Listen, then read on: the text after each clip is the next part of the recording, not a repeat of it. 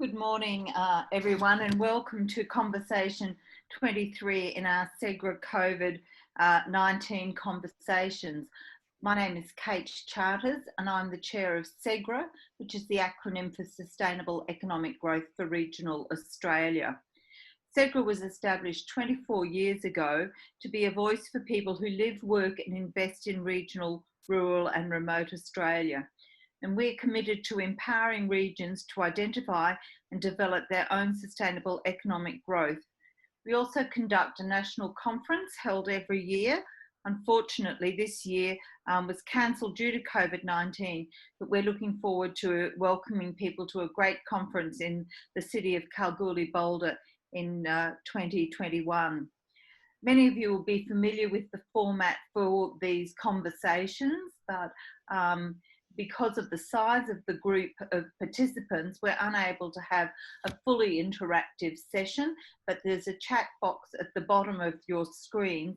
And if you would like to put into the chat box questions, I'll be happy to respond directly or to invite one of our guest speakers to respond to that.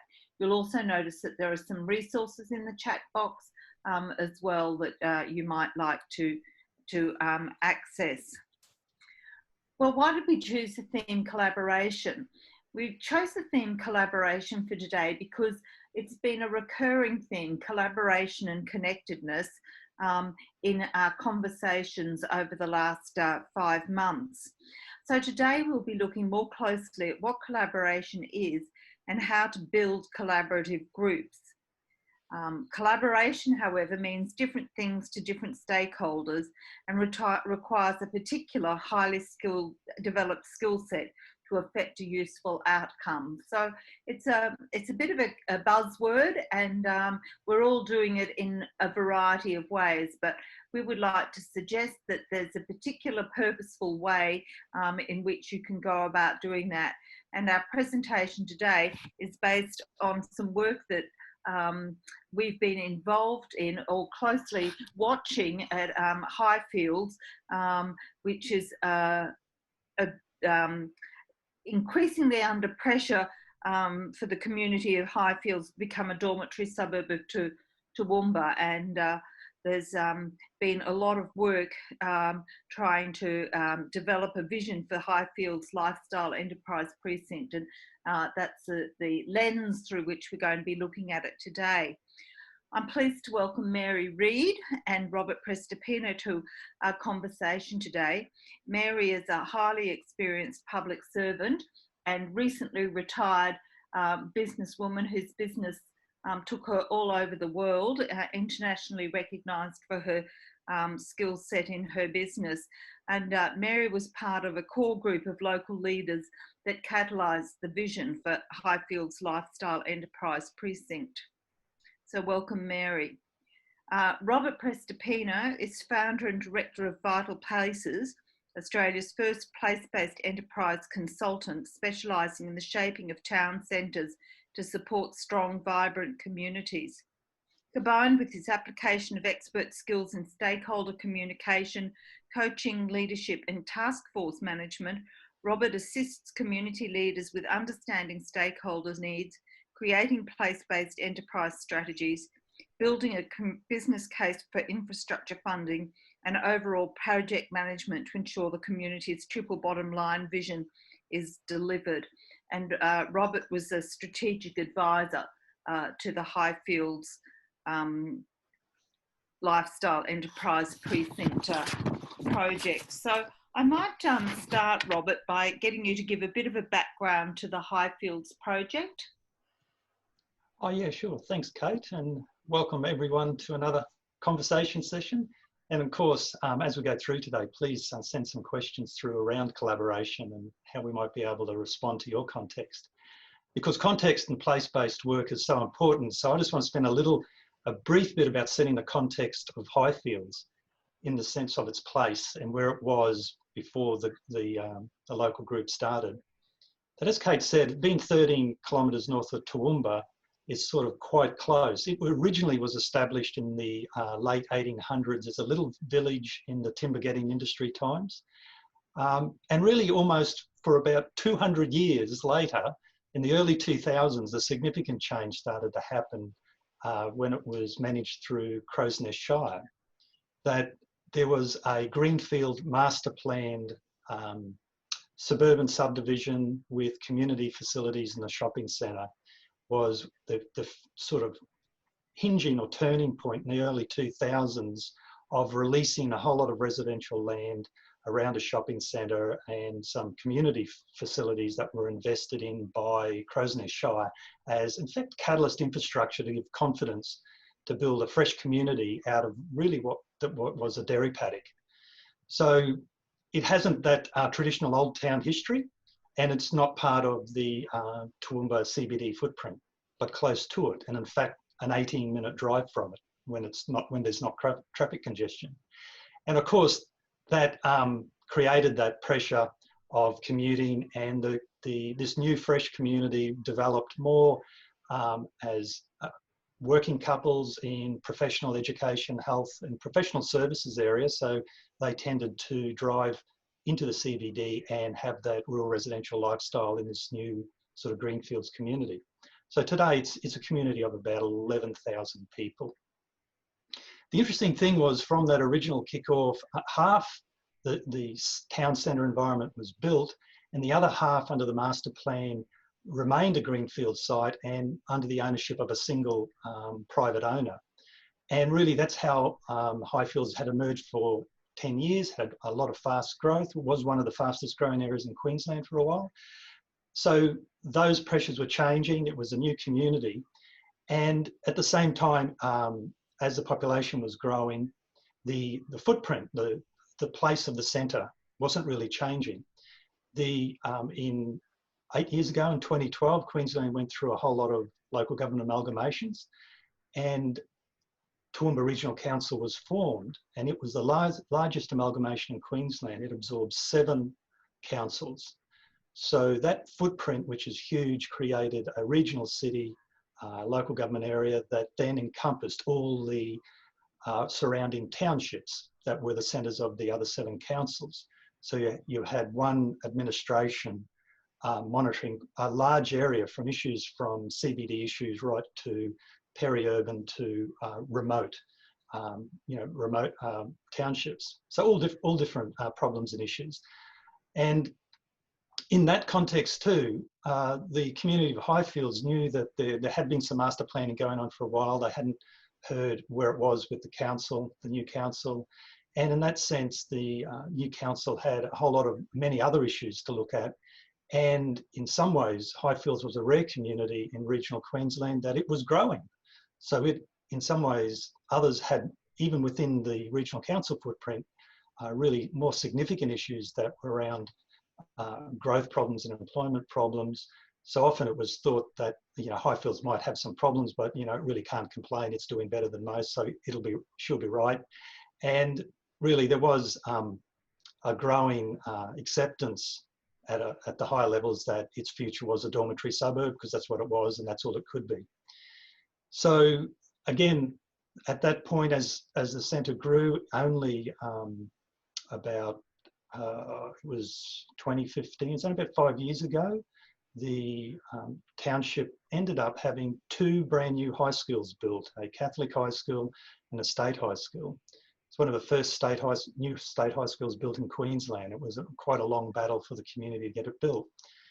But that was another tipping point that was quite unknown at the fact that, and there was a sense about what the change that was coming through, because with those high schools, as they were gradually filling the grades, it meant this dormitory suburb that was quite pleasant and quiet when everyone drove out of it during the day, including the kids in high school, went to Toowoomba or adjacent schools, that all of a sudden what was going to happen with the high schools, that at 3 o'clock all these teenagers were going to be spilling back into the community, basically where all the parents were away working elsewhere.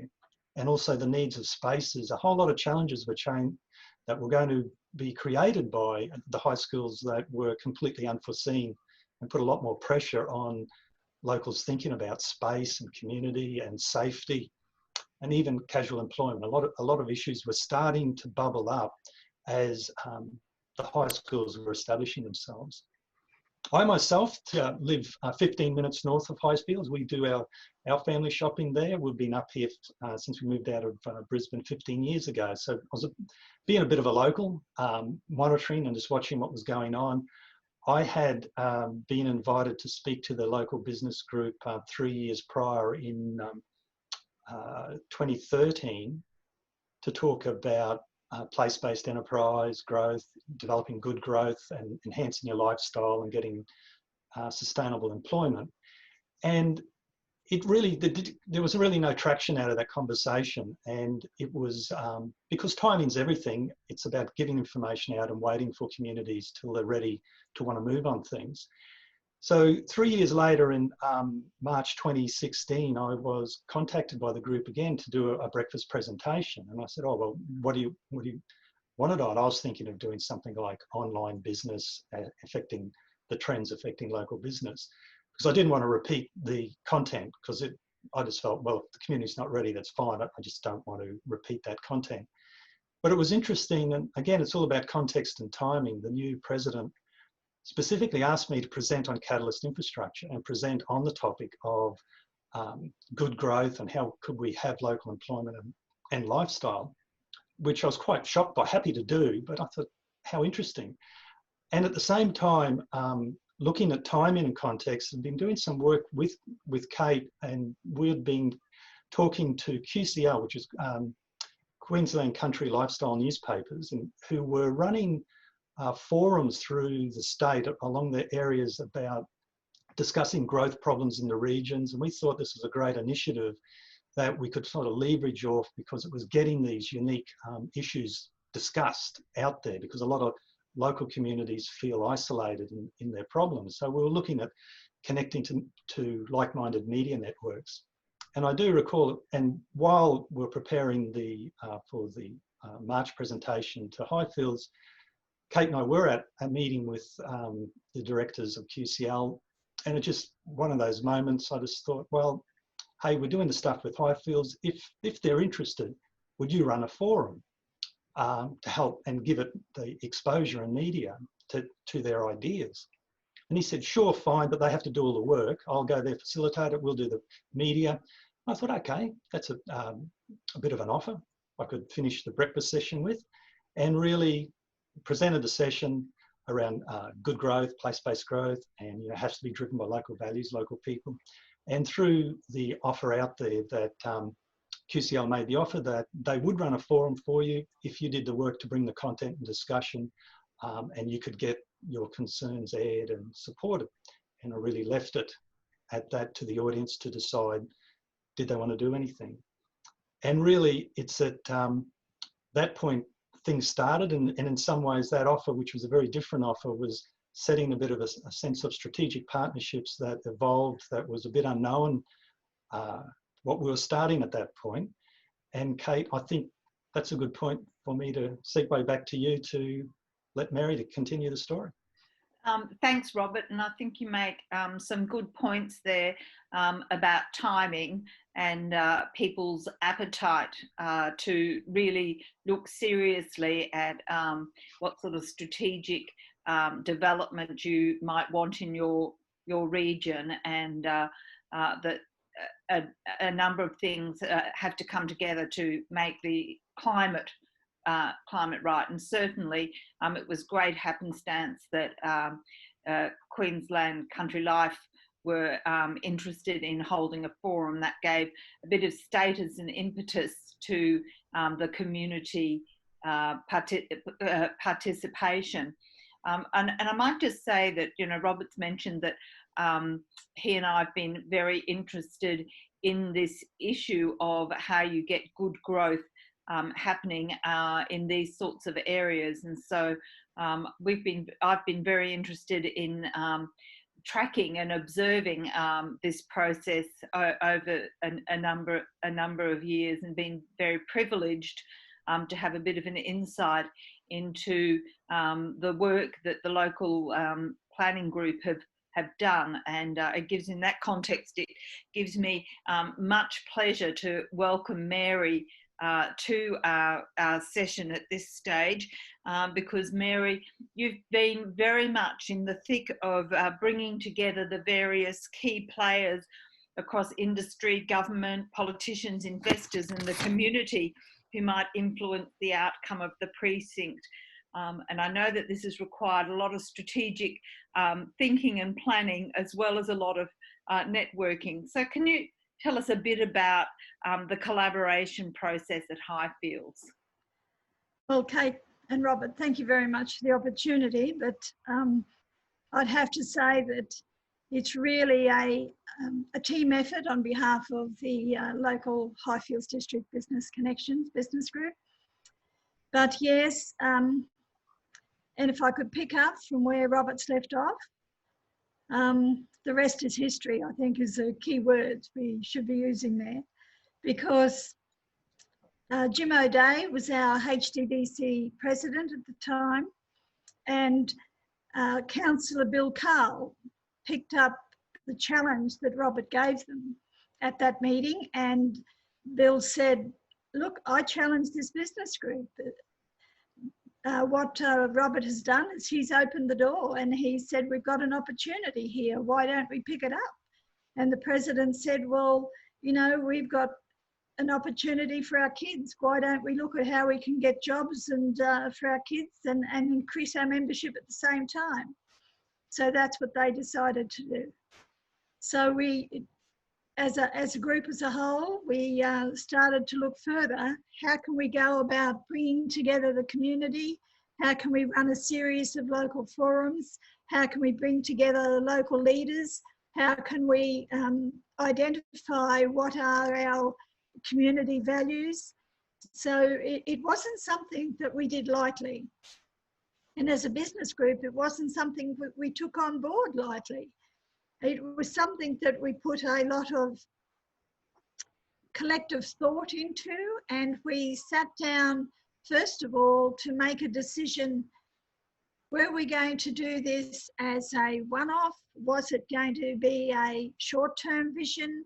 Was it going to be something that we would do as a long-term plan? And it ended up being that we decided as a core group of about 6 or 8 of us that we would establish a steering group that would run parallel to our business executive.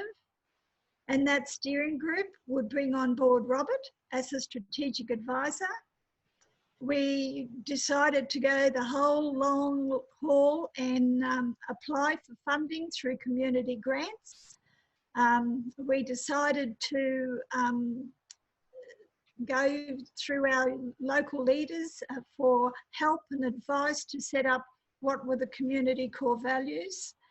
And by establishing a base of what would drive us, we knew that we would have something that we could hang our hat on for long term, something that was based on the facts that the community would hang on to for the long term.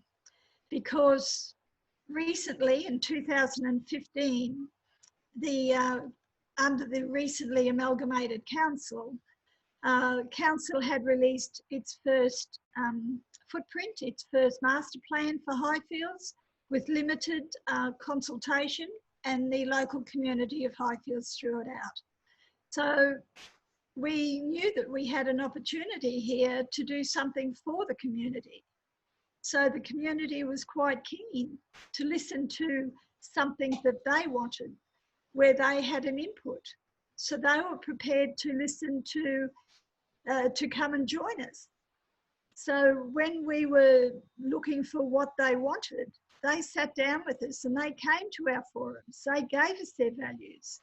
And when they came up with the values of 3 core values of safety, wellness, and connectivity, we hung on to those.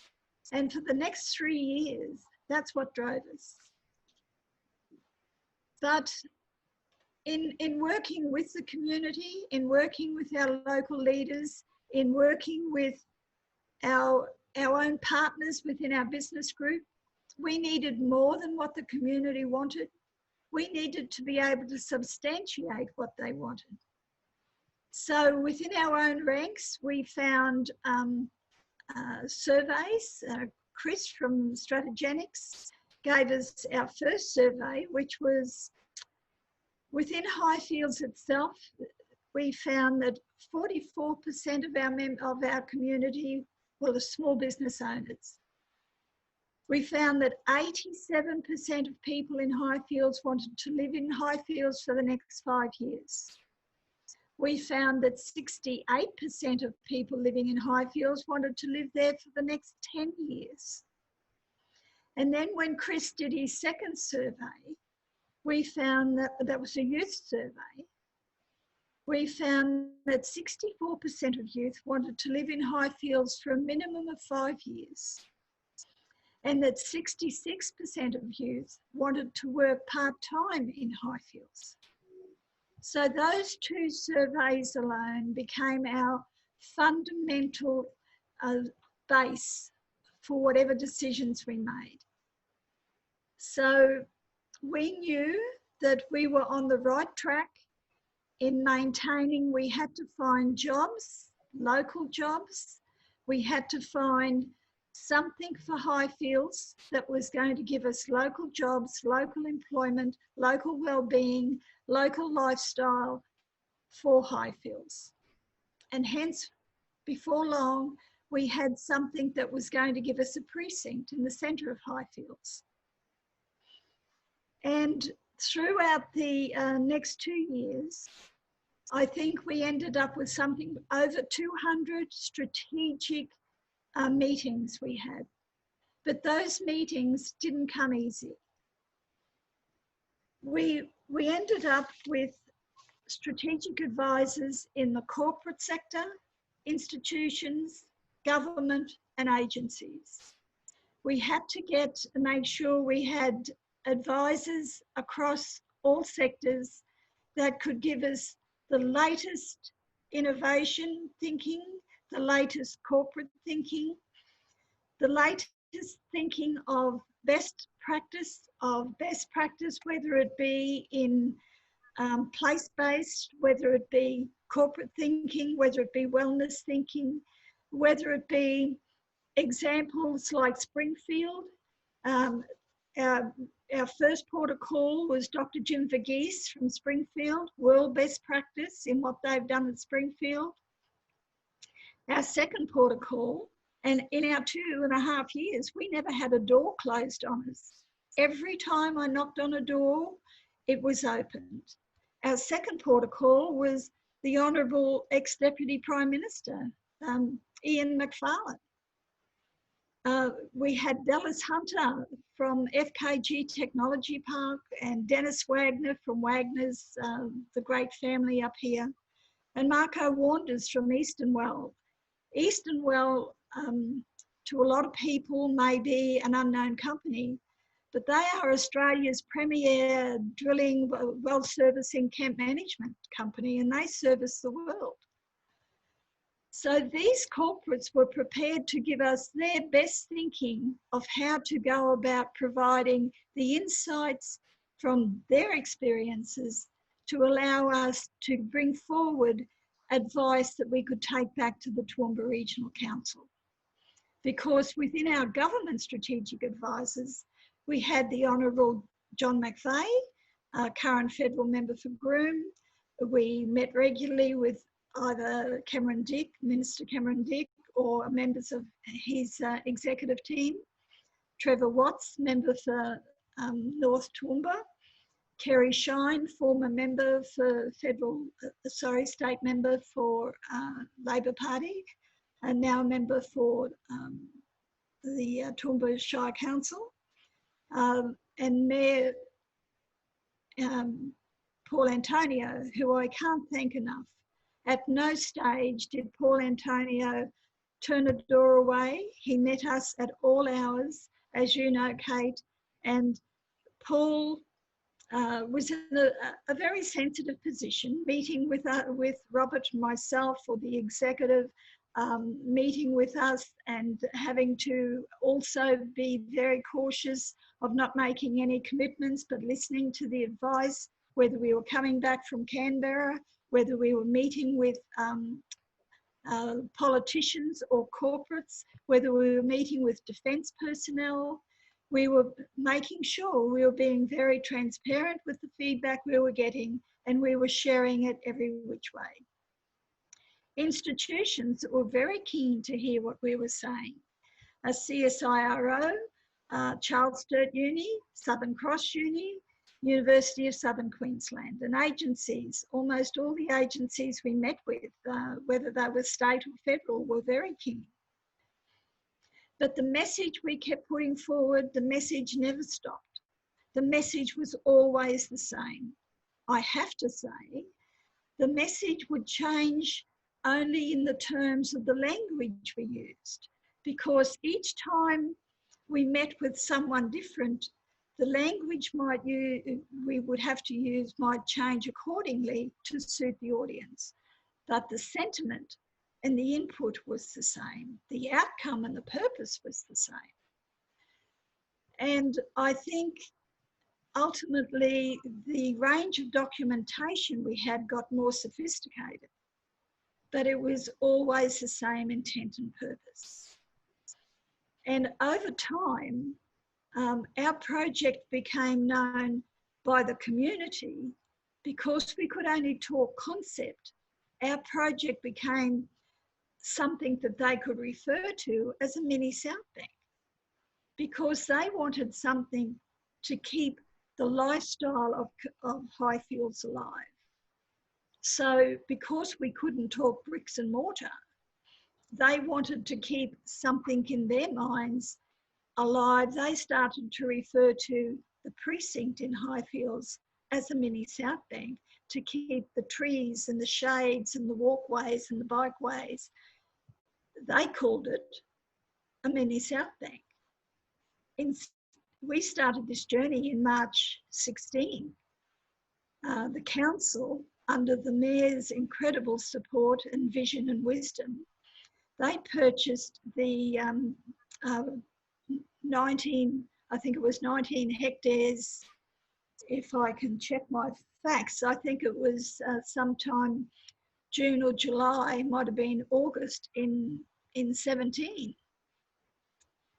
And he purchased that from one of Australia's greatest philanthropists, Clint Burkhoffer. And HDDC had been consulting with Clint Burkhoffer from get-go on this project. So Clive encouraged us to keep talking what we were doing with all of our stakeholders. Clive's encouragement gave us confidence because he could see the need for what was happening, because the community was changing. The community, and in Robert's overview, what we need to remember that Highfields started as a paddock, and where most communities grow from the outside in, Highfields grew from the inside out, but it didn't have a heart.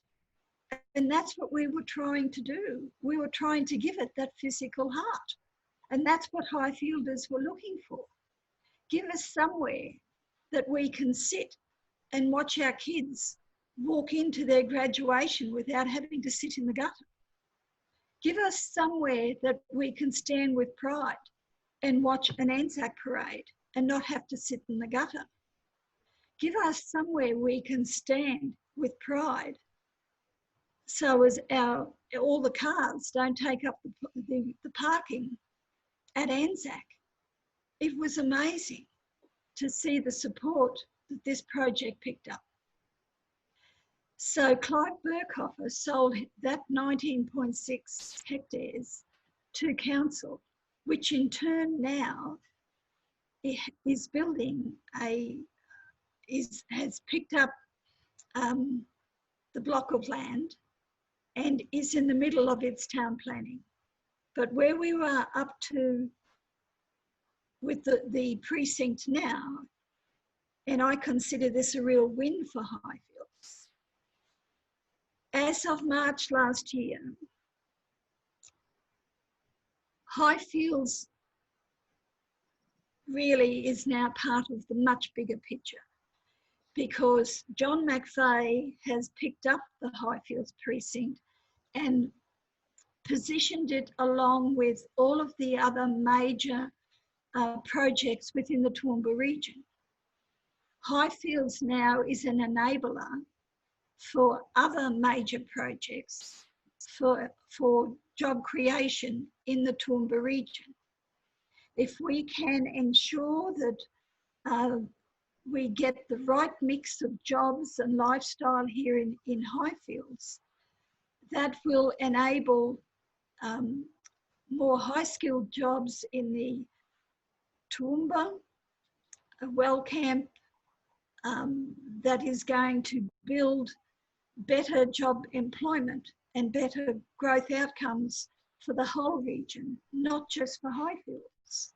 So the precinct is one aspect, but for AdTech, which is where Dr. McVeigh comes in, the precinct is just one cog in the wheel for the Toowoomba region. We can no longer think that Highfields is the only project at play here, because we have done all we can to position Highfields as a great learning curve of a project, and it is a best practice project, and let's get it up there. But it is also the opportunity to include it as part of a regional endeavour to position this region along with all the other projects that are going to create anything up to 20,000 jobs across Toowoomba in the next 20 years, 15 to 20 years. So I think the future of what's called AdTech is something for another discussion, and that's for Dr. McVeigh. But the future of the precinct is really linked to a much bigger vision, and it is because of what we've been doing under the precinct that the AdTech vision has taken off. So have I answered your questions? Yes, look, Mary, thank you. That's been terrific, and I suppose I'd like to just reiterate that we've been that Highfields was very lucky to find someone with your expertise and experience in the public sector as well as in private business. And I'd just like to reiterate that your strategic planning engaged with industry, government, politicians, investors and the community. And so you were constantly working to bring those different parties into the vision, but that it all started with some common values and purpose that was able to drive it. We've got a question here, which I think I might throw at least first up to Robert, and this is from Marie, saying, was it difficult for the 6 to 8 business persons in the business group to decide to work with the community to develop a shared vision? What were the contributing factors to start this process? In my experience, often these processes are outsourced by external parties, so the process and the outcomes are not owned by the community. And that's certainly a really good comment, Marie. I've been involved with this project as a best practice demonstration project for SEGRA, and I think that some of those early strategies or early processes that Robert referred to were pretty critical in bringing together the business community and the business group and the community. So Robert, would you like to just talk a little bit about that? Yeah, looks great question, Murray, in the sense that for place-based work to be sustainable, there's some really strong principles. And where I was invited into a business group about their concern for effectively sustainable lifestyle and employment. And really the advice was, if you want to go down that pathway, for a start, you've got to be representative of the community. Otherwise, you're going to be isolated as one sector. And it's a political process. You've got to be moving with uniform community values. And there's a fast track way to build that into the process. And really, the first suggestion to the group was, once they decided to go forward, we really said, we need to run a workshop, but a workshop not just of the business group. We need to get your local leaders into a room. And this is another fast track way to look at trying to move quickly. We weren't going into broad community values consultation. We just used the simple logic that in every community across the various sectors of interest, there are natural leaders that their networks look up to, whether it's from health, education, business, lifestyle, heritage, environment. Every community knows who those spokespeople are. I said to them, let's get all those, you identify them, let's get them into a room, tell the story, talk about the pathway forward, that there is a way to move forward, and ask them, do you want to be part of this? And that was a really critical workshop. It was a workshop where I brought information to the challenge, which is these sort of place-based projects, they have to be collaborative. There has to be a way to avoid sector sort of advantage. And basically that was one of the key stop-go milestones, because from my point of view was, you know, I was invited in from one group around it. So, okay, this is what you can do. This is a process. The next step is, do your local leaders want to do this? Because they're the hinge advocates of it. So that workshop was critical. At the end of it, we called for interest and we got just majority support across those. And then the HDBC looked at drawing from those a balanced leadership steering group that we used as our first sounding board for ideas before we went out into their network. So it was very focused and streamlined away, but it was very much every part of the 3 years was these little steps of saying, well, this is the next step. Do you want to do it? Have we the capacity? But it was very methodical and I suppose intentional how we built in that leadership and were authentic to it through the entire process. If I could add to that, Kate. Yes.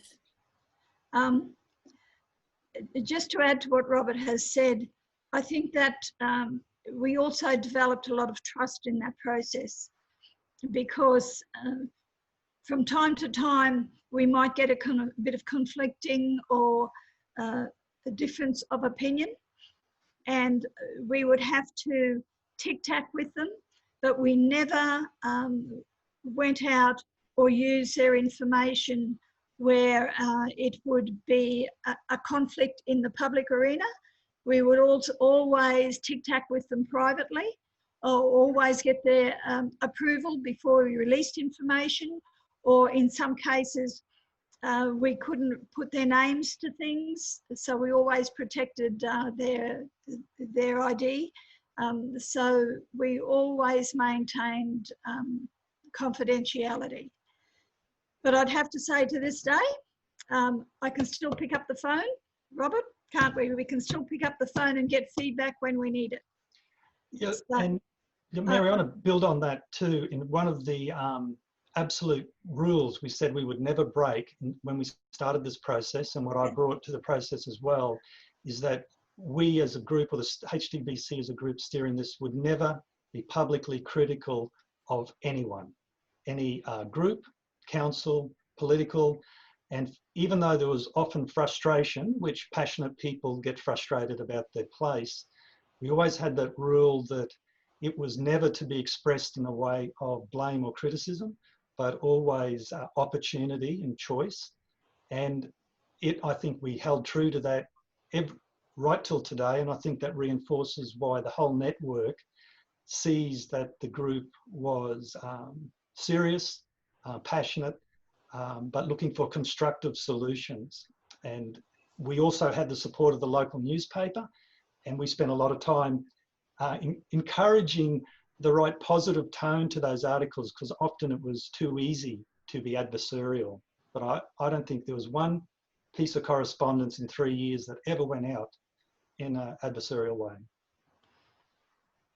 I'd like to commend the local newspaper because we were talking about complexities, and when you're talking about concepts, it's very difficult to get a message across.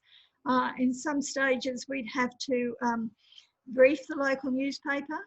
Very rarely will a journalist give you a draft media release, his own comments, but the local press would do that and say, look, have I got the right twist on this? And we really appreciated that opportunity to change or comment back on his own work. So, you know, when you can create that amount of trust with either the corporates or your press, I mean, that's an amazing accomplishment. Yeah, I'd like to go to this question that Gary's put up here, which I think is a good segue into a lot of things. It says here, were there any blockers that did not support the development? And if so, what were they and how did you overcome them? And to be honest, in a lot of communities are fearful of growth. There was a segment, particularly the older demographic, that didn't see the precinct as a positive at all. They saw it as more cars, less trees, in that sense that, and that's one sector of interest. And a lot of it is because a lot of regional people's experience of regional growth is a loss of lifestyle and identity. And it really hasn't strengthened the community. So it wasn't so much that growth is bad, their experience of bad growth made them feel that keep everything the same. But the reality was the location was already planned to grow. I mean, Highfields will be a township of at least 15 to 20,000 people over the next 10 or 15 years. And part of some of the early workshops that Kate helped facilitate as well, we set up various areas of interest and enabled people to express their concerns, their issues that they didn't want to lose through growth, and then look at how we collaborate and get an outcome that is a middle ground, that is a more sustainable way of change. So every community has, and some of those people anti-growth side never change as much as you have other people on the other end of the spectrum. So yep, it wasn't a magical community all supporting one another, but there was always a majority consensus based on transparency and evidence, which I think was another couple of the key values that the group stuck to quite well. I'd like to comment on that one. Yes, we did have some naysayers, but being a marketer of many years' experience, I always found that there is more than one way to find a solution. I always focus on the donut, not the hole. And if someone doesn't like how I have positioned something, I try and understand the why and the wherefore, or I try and understand their point of view. And if what we are trying to do doesn't suit someone, well, I'll go away and find an alternative, or I'll go away and find another story. Not a false story, I'm not into false facts, but I will find another story because I'm a great believer in timing. And AdTech is the perfect example of that. Could you talk a bit more about AdTech, Mary? What does AdTech stand for example?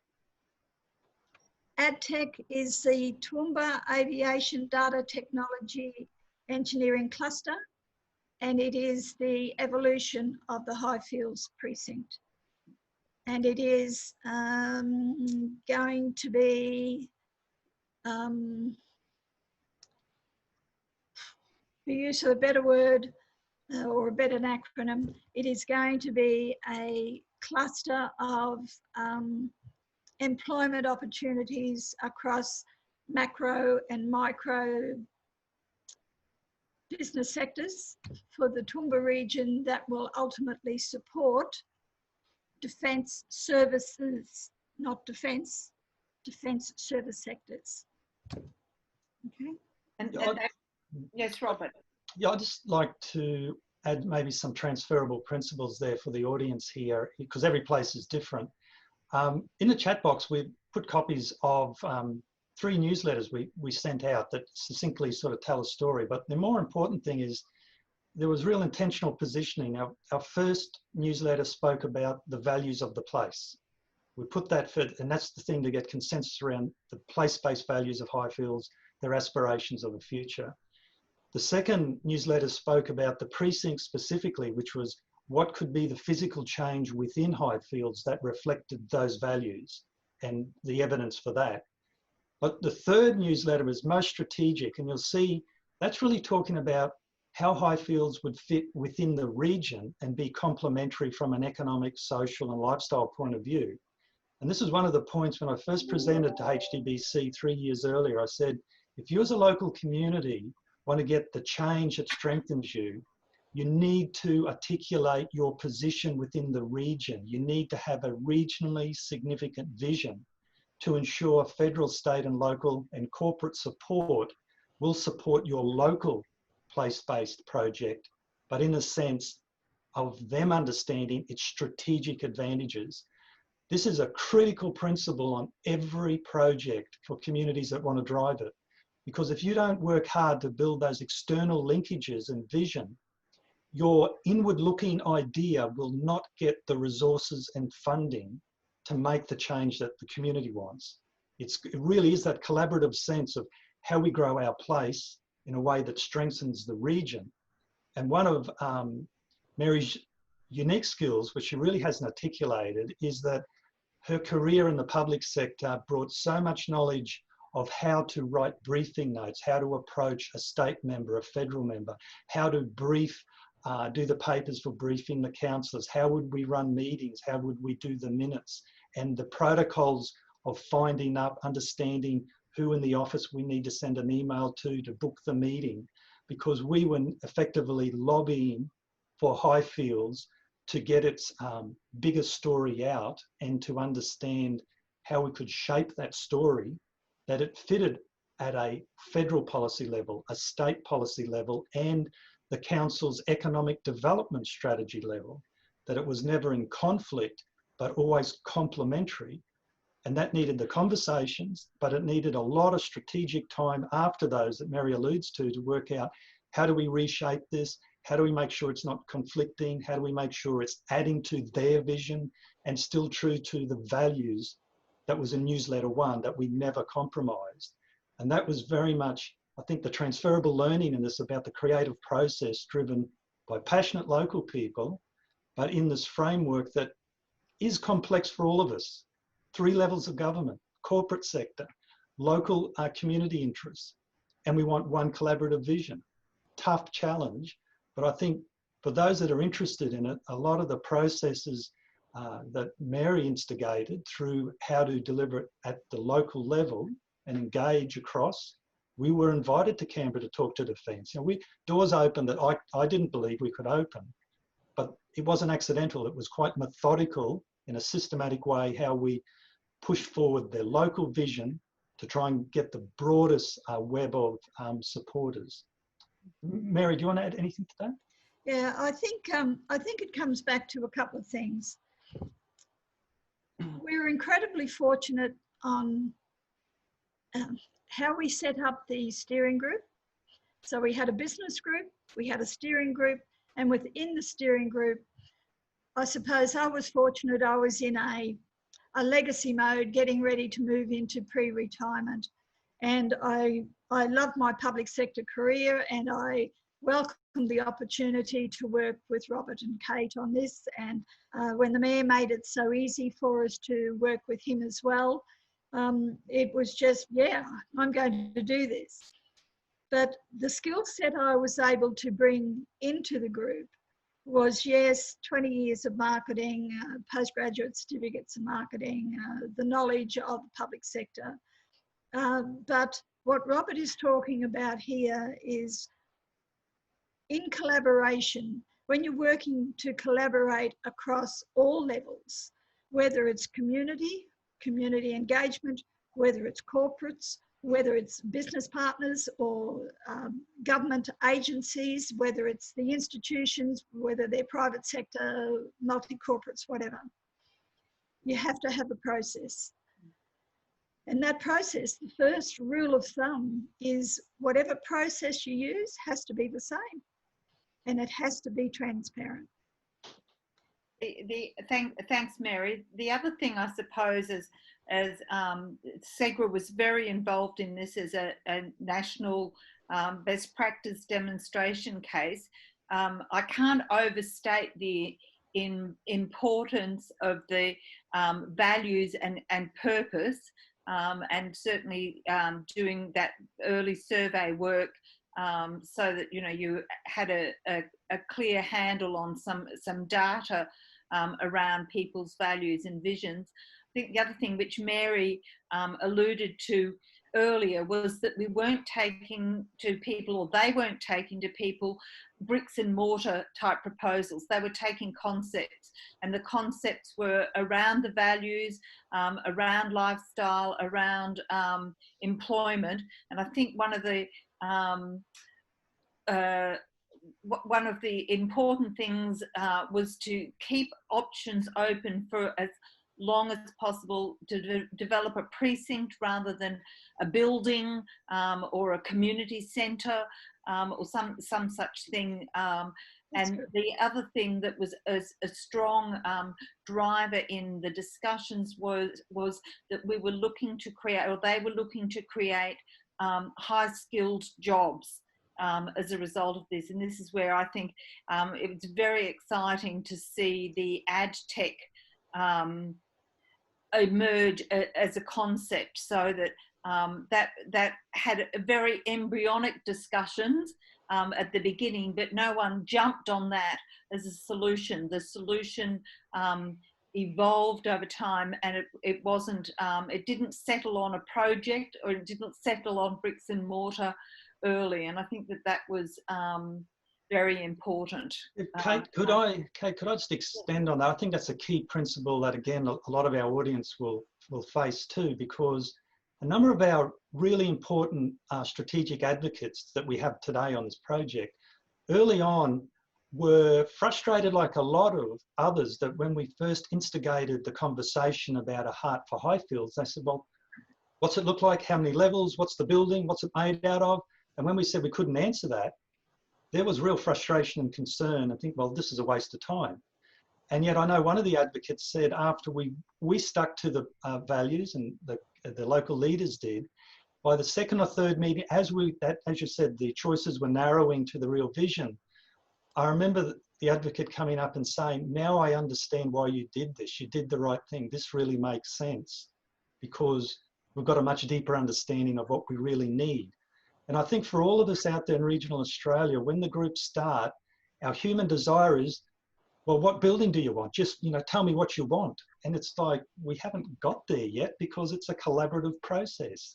Otherwise, it's not a collaborative process. So I think, again, we faced that frustration in this process.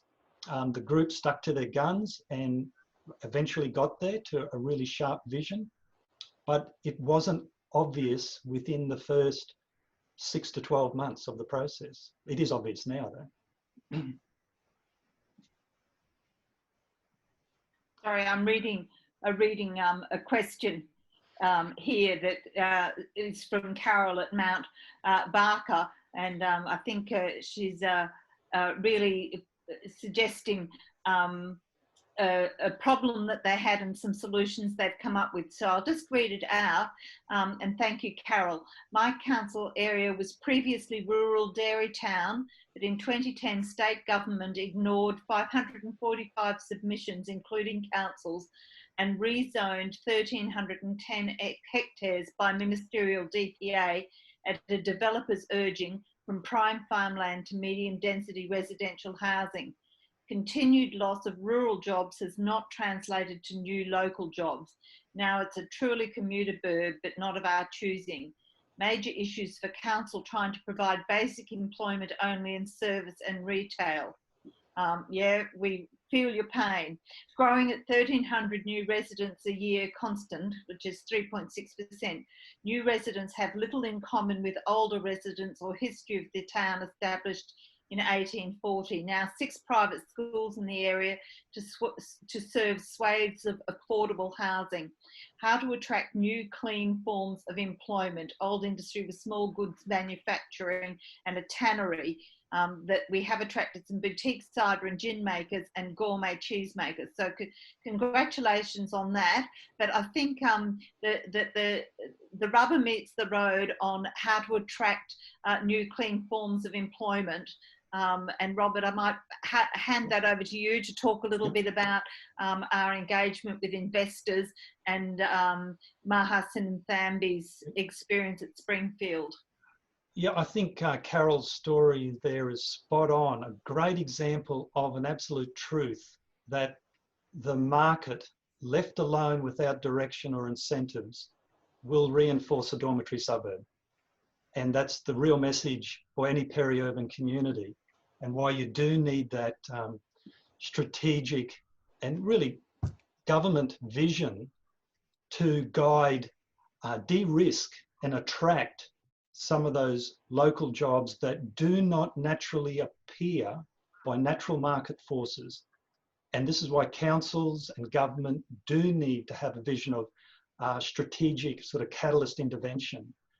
And the examples why it works is what you're alluding to, Kate, about Springfield as a privately owned project and a vision. And we and the Highfields group were invited to Board of Directors briefing at Springfield, which is held up to be a real national showcase of a vision that's delivered sophisticated jobs in a derelict land.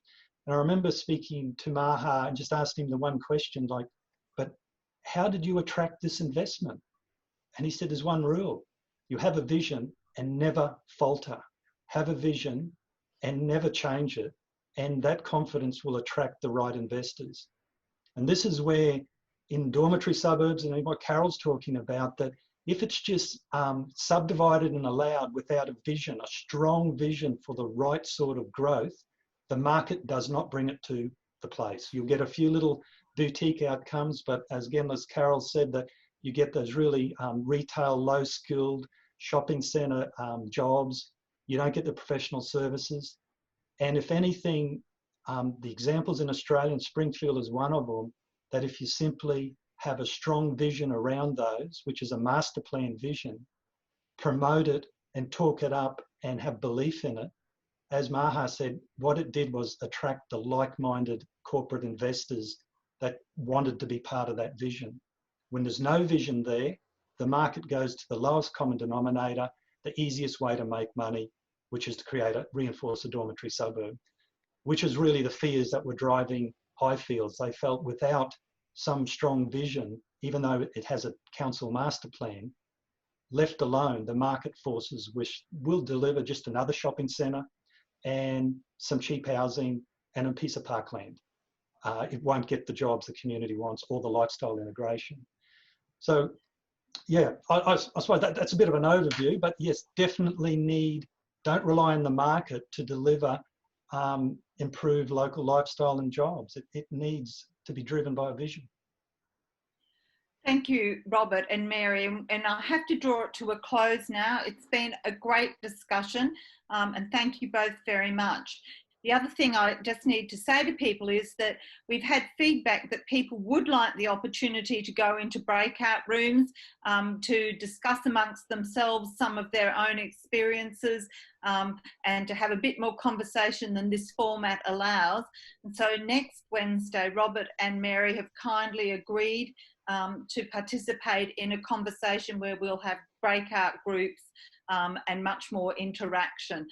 So please register for that if you're looking for an opportunity to ask more questions face-to-face and have more discussions face-to-face. It's been really interesting, and I might say again, congratulations to Mary and the rest of the steering committee, Robert, and all the other people that have been involved in this this process. And it's certainly national best practice, and as Mary alluded to already, has attracted the attention of CSIRO and CSU. So it's certainly cutting edge, and it's been great to have you here sharing your story. So thank you very much, and we look forward to a conversation next Wednesday.